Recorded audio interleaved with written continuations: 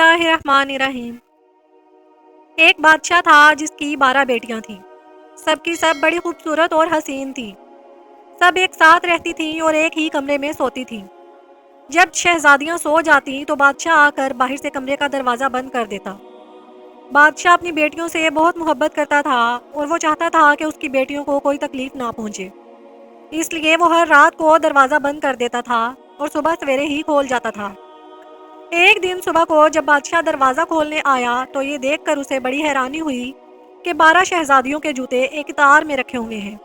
ہر جوتے کی ایڑی گھسی ہوئی تھی اور جوتے گرد سے بھرے ہوئے تھے۔ بادشاہ سمجھ گیا کہ ضرور رات کو شہزادیاں کہیں گئی تھی، مگر وہ کہاں گئی تھی یہ اس کو سمجھ نہ آیا اور شہزادیوں سے پوچھنا بھی مناسب نہ سمجھا۔ بادشاہ نے بہت کوشش کی کہ اسے پتا چلے کہ لڑکیاں رات کو کہاں جاتی ہیں، لیکن اسے کچھ پتا نہ چلا۔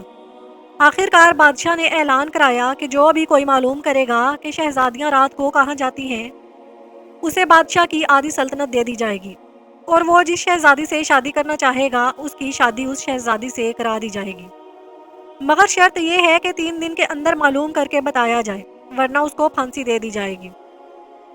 کچھ دنوں کے بعد ایک شہزادہ آیا اور اپنے آپ کو اس کام کے لیے پیش کیا۔ بادشاہ نے اس کا استقبال بڑی دھوم دھام سے کیا، شہزادیوں کا کمرہ دکھایا، کمرے کے پاس ہی شہزادے کے سونے اور رہنے کا انتظام کیا تاکہ وہ نزدیک سے شہزادیوں کی نگرانی اچھی طرح کر سکے۔ رات کو شہزادیوں کے کمرے کا دروازہ بھی کھلا چھوڑ دیا گیا تاکہ شہزادہ ان کے سونے جاگنے کو اچھی طرح دیکھ سکے۔ لیکن ابھی تھوڑی ہی دیر گزری تھی کہ شہزادے کی آنکھوں میں نیند بھر آئی اور وہ بے خبر ہو کر سو گیا۔ شہزادیاں ہر رات کی طرح اس رات بھی گھومنے چلی گئیں۔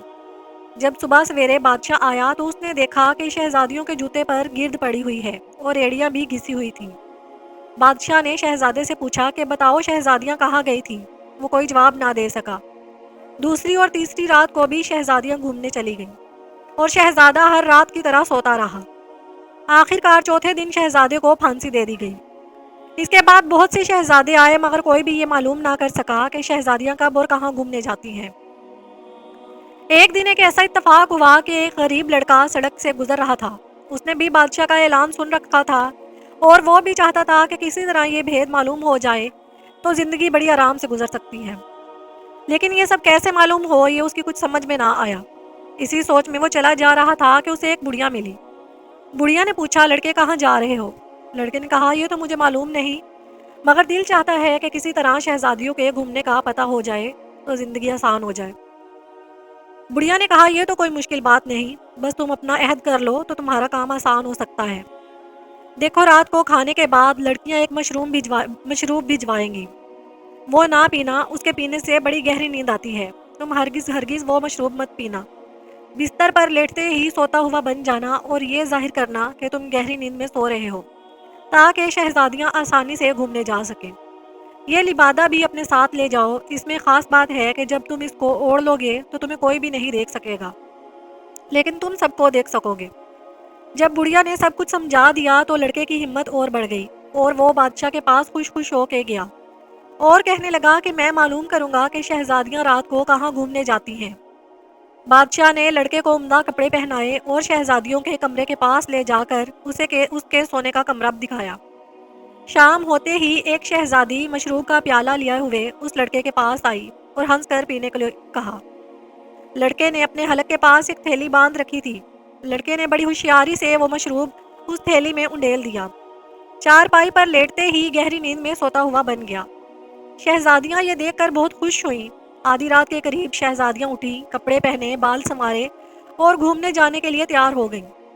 لڑکا اپنی چارپائی پر لیٹا ہوا یہ سب دیکھ رہا تھا۔ شہزادیاں ہنستی ہوئی کمرے سے باہر نکلی اور گھومنے کے لیے جانے لگی۔ لڑکا چپکے سے اٹھا، لبادہ اوڑھ کر شہزادیوں کے پیچھے ہو لیا۔ تھوڑی دور چلنے کے بعد سب سے چھوٹی شہزادی بولی، مجھے ڈر لگ رہا ہے، نہ جانے آج کیا بات ہے، دل خوش نہیں۔ بڑی شہزادی نے کہا تم بس یوں ہی ڈر رہی ہو، کوئی بات نہیں۔ یہ کہہ کر تمام شہزادیاں ہنستی ہوئی ایک باغ میں پہنچ گئیں۔ باغ کے تمام درخت نہایت خوبصورتی سے برابر میں لگے ہوئے تھے، پتیاں چاند کی طرح سفید تھیں۔ اس لڑکے نے ایک درخت سے چھوٹی سی شاخ توڑ لی، شاخ توڑنے سے آواز پیدا ہوئی۔ چھوٹی شہزادی سہم گئی اور دوسری بہنوں سے کہنے لگی، کیا تم لوگوں نے یہ آواز نہیں سنی؟ آج ضرور کچھ نہ کچھ ہونے والا ہے، مجھے تو بڑا ڈر لگ رہا ہے۔ بڑی شہزادی نے پھر ہنس کر اس کی بات کو ٹالا اور کہا کچھ نہیں، بس تمہیں کچھ وہم ہو گیا ہے۔ چلتے چلتے شہزادیاں دوسرے باغ میں پہنچیں جہاں کی پتیاں سنہرے رنگ کی تھیں۔ باغ کے بیچ میں ایک خوبصورت چبوترا بنا ہوا تھا۔ سب شہزادیاں اس پر بیٹھ گئیں۔ یہاں 12 پیالے شربت کے بھرے ہوئے رکھے تھے۔ ہر ایک شہزادی نے ایک پیالہ پیا اور پھر آگے کی طرف چل پڑی۔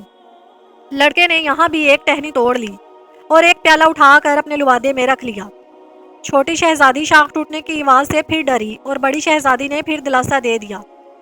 تھوڑی دیر کے بعد شہزادیاں ایک دریا کے کنارے پہنچی جہاں 12 کشتیاں کنارے پر لگی ہوئی تھیں۔ ایک ایک کر کے تمام شہزادیاں اس کشتی میں بیٹھ گئیں اور دریا کے بیچ میں جا کر دریا کا نظارہ کرنے لگیں۔ صبح ہوتے ہی شہزادیاں واپس آ کر سو گئیں۔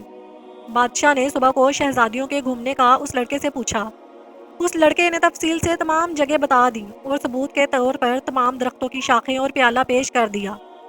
بادشاہ نے اپنی بیٹیوں کو بلا کر پوچھا کہ یہ لڑکا جو کچھ کہہ رہا ہے کیا یہ ٹھیک ہے؟ لڑکیوں نے کہا کہ ہاں یہ سچ ہے، اور ہم ایسا اس لیے کرتی تھی کہ آپ کی بے جا پابندیوں کی وجہ سے ہم شرمندہ ہیں۔ بادشاہ نے اپنے مقرر کیے ہوئے وعدے کے مطابق اس لڑکے کی شہزادی سے شادی کرا دی۔ اس لڑکے نے بڑی شہزادی کو پسند کیا اور اس سے اس کی شادی ہو گئی، اور بادشاہ نے اپنی آدھی سلطنت بھی اس لڑکے کے نام کر دی۔